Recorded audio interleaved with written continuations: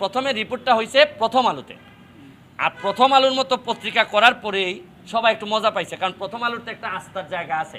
কিন্তু প্রথম আলো যে নিচে নামতে নামতে শাড়ি পর্যন্ত খোলা শুরু করছে, এটা তো আর আমরা জানতাম না। তো আমি এটা তো বলছি যে ভাই, আপনি একজন এমপি বা সরকারি কর্মকর্তার বিরুদ্ধে অভিযোগ আনবেন যে আপনি কি সরকারি মাল বিক্রি করে দিয়েছেন কিনা। এখন আমারে বলা হয়েছে গরিবদেরকে দেওয়ার জন্য।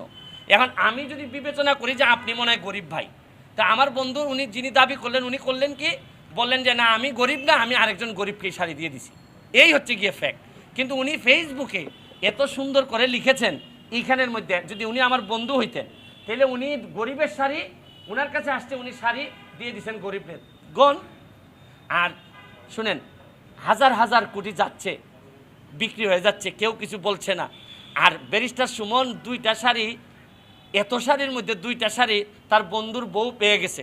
এটা কত মজার নিউজ! আমি এগুলোর জন্য